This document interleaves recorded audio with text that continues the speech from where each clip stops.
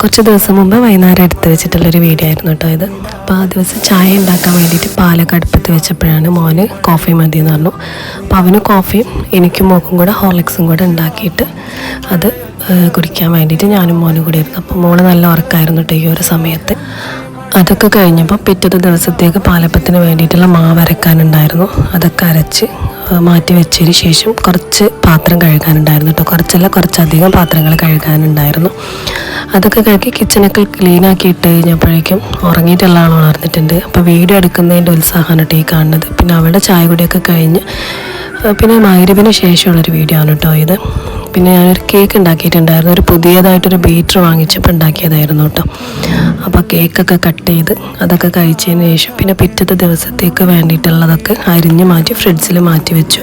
ഉച്ചക്കത്തെ കുറച്ച് ചിക്കൻ ബാക്കിയുള്ളതുകൊണ്ട് തന്നെ രാത്രിയൊക്കെ ഞാൻ വേഗം ചപ്പാത്തിയാണ് റെഡിയാക്കി എടുത്തിട്ടുണ്ടായിരുന്നു. പിന്നെ